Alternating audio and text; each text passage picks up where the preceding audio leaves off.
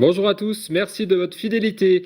La ligne à grande vitesse pour la Bretagne, c'est pas encore pour demain. La commission chargée de donner priorité aux grands projets semble écarter le projet Bretagne à grande vitesse. Jean Levourche, ancien président du Crédit Agricole et membre de l'agence Investir en Finistère, nous donne son sentiment dans un instant, mais tout de suite l'actualité de ce jeudi 27 juin 2013. La Pointe-Bretagne à moins de 3 heures de Paris, c'est pas encore pour demain. Le rapport de la commission Mobilité 21 sera officialisé le 9 juillet, mais dès maintenant, Brest et Quimper semblent écartés et ne sont pas prioritaires pour la LGV, la ligne à grande vitesse. Une annonce qui agace les décideurs bretons. Je crois que les conclusions ne sont pas acceptables, tant pour Brest que pour Quimper, et on va agir pour essayer de renverser la vapeur, étant entendu que ce rapport sera soumis après à une décision gouvernementale. L'engagement des 3 heures devait être 2012. Il n'a pas été fait. Je me demande si ça n'a pas été déjà 2008, puis 2010, puis 2012, puis 2014, puis 2016 et début 2017. En même temps, un gouvernement n'est pas irresponsable. Il gère les finances publiques de la France. À un moment où les Français ne veulent pas que l'impôt augmente. On pense qu'on a des arguments parce que nous sommes au bout de la péninsule. Une péninsule, c'est presque une île, c'est étymologiquement ce que ça veut dire. On est dans une situation où finalement, on voudrait tuer la Bretagne, qu'on ne s'y prendrait pas autrement. La Bretagne a toujours dû se battre, le plan routier autrefois, le port de Roscoff, les aéroports, bien oui, c'est comme ça.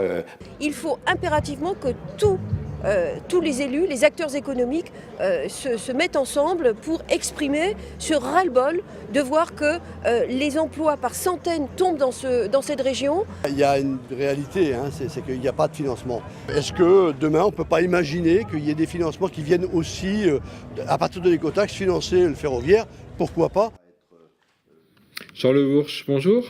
Bonjour. Président du Crédit Agricole pendant 14 ans. Et puis également membre de l'agence de développement économique Investir en Finistère, donc passionné pour le développement économique du Finistère. Que pensez-vous de la position de Jean-Luc Fichet, justement, d'affecter une partie de l'écotaxe peut-être pour financer les projets ferroviaires? Je crois que là, combiner l'écotaxe et le refus du TGV, c'est double peine. Enfin, on voudrait déménager le territoire, ça ne se passerait pas autrement. L'écotaxe, pour rappeler, c'est en fait on taxe les transporteurs pour financer des projets de développement. En fait, on nous pénalise parce qu'on est loin. Bon. Et on n'est pas à la veille de voir revenir le moindre euro de cette écotaxe. Donc, s'il fallait une raison pour s'y opposer, on l'a une. Parce que c'est véritablement une machine à déménager le territoire. En quoi c'est important de se mobiliser, puisque Investir en Finistère se mobilise depuis plus de 10 ans pour la ligne à grande vitesse? En quoi c'est important de se mobiliser pour cette ligne à grande vitesse? D'abord, ce dossier a été à l'origine de la création d'Investir en Finistère, puisque nous semblait évident qu'il fallait à nouveau se battre pour désenclaver quelque part le Finistère, puisque nous sommes quand même en bout de ligne. Et si on veut un développement harmonieux du territoire, il faut aussi penser aux extrémités, parce que je note en même temps, et c'est ça qui est curieux, que le Grand Paris continue de trouver des financements. On sait les difficultés qu'il y a à gérer des banlieues. Si en plus on veut déménager les territoires les plus loin, ça va poser problème. Donc la Bretagne est oubliée, la Bretagne doit se battre. Vous avez déjà envisagé quels moyens? Parce que ce matin, Bernard Poignant rappelait le combat d'Alexis Gourvenec, votre prédécesseur au Crédit Agricole du Finistère. Aujourd'hui, vous envisagez quoi? C'est vrai que dans l'histoire, les aménagements de la Bretagne ont été obtenus de haute lutte par les Bretons eux-mêmes. Bon, s'il faut à nouveau recommencer cette opération, on le fera et on sera suffisamment huilé pour le faire, puisque là, malgré tout, il y va de l'intérêt de chacun et surtout de l'intérêt des générations suivantes. Vous n'êtes pas allé manifester au péage de la Gravelle comme l'a annoncé? J'ai jamais eu si froid de ma vie. C'était en février 2011, il me semble. C'était infernal, quoi. Enfin bon, et on y était tous. gauche-droite confondue, toutes les entreprises. Donc il n'y a rien de changé, si je comprends bien. Les élus ont l'air assez sages, les élus politiques ont l'air assez sages, puisque certains sont aussi en difficulté, le gouvernement est du même bord. Est-ce que vous comptez aussi les interpeller, les mobiliser, les entraîner aussi dans cette lutte pour avoir ce grand projet de ligne à grande vitesse? Je crois que là, devant les menaces que ça suppose, encore une fois, parce qu'on donne l'avantage à ceux qui l'ont déjà dans cette opération. Je crains, moi, qu'il y ait un développement du bassin rennais au détriment des extrémités Brest et Quimper. C'est pas l'idée que je me fais d'un développement harmonieux d'un territoire. Donc tout ça est extrêmement dangereux et très lourd de conséquences pour nos emplois. Les emplois que nous avons, va-t-on les garder? Quant à rechercher de nouveaux emplois, évidemment, c'est une autre paire de manches. Donc il me semble que là, la mobilisation doit être totale. Et probablement que la solution viendra des Bretons eux-mêmes. Donc il faut que la Bretagne reste unie aussi entre sur Rennes, un dossier Brest, comme ça, oui. Même si j'entends bien des commentaires une fois que de toute façon qu'on passe une demi-heure, un quart d'heure de plus dans le train pour aller en vacances, c'est pas un souci. J'entends bien ça. Sauf que quand un décideur veut choisir un endroit pour se délocaliser, il n'ira pas là où il faut une journée entière dans le train pour faire un aller-retour. C'est pas possible. Donc vous allez militer pour le maintien de ce grand projet de ligne à grande vitesse. Ça Merci me changera. Jean Levauche d'être venu sur le plateau de TBO. Merci. On continue à parler de l'économie encore avec le feuilleton GAD. Une centaine de salariés de l'abattoir de Lampol Guimiliau s'est rendu ce jeudi au siège de Prestor à Kersimple-Abennec.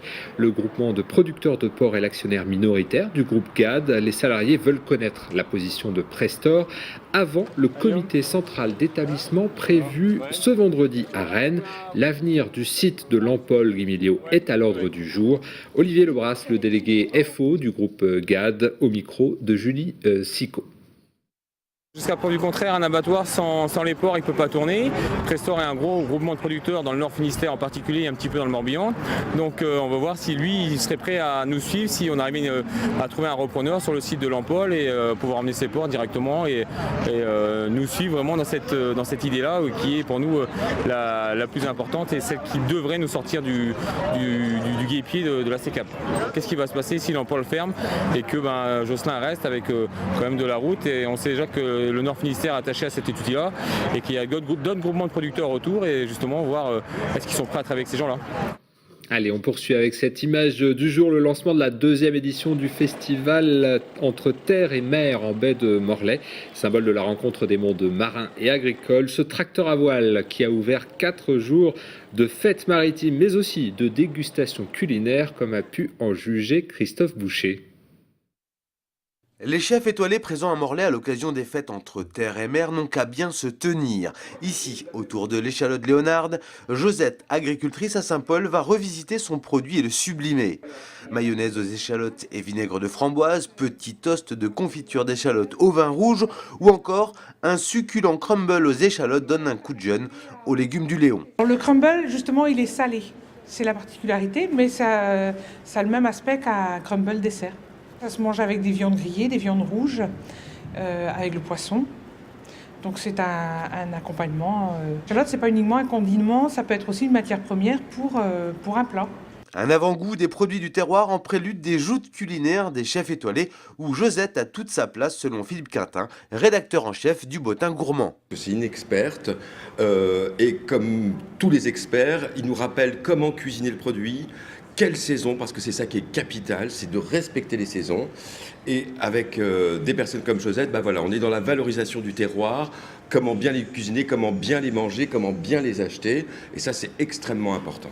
Combien d'étoiles pour Josette ? Josette, elle a pulvérisé tous les grands étoilés. C'est surtout des tours de main qui nous intéressent et c'est la voix du cœur et c'est ça qui est le plus important quand on cuisine. Les ateliers culinaires et les joutes entre chefs étoilés, c'est tous les jours jusque dimanche, de 10h à 19h à la Manufacture de tabac de Morlaix. Et on termine par notre chiffre du jour, c'est 10 000, un chiffre qui va intéresser les philatélistes. En effet, la Poste vient de lancer un carnet de 10 timbres, à 10 000 exemplaires donc.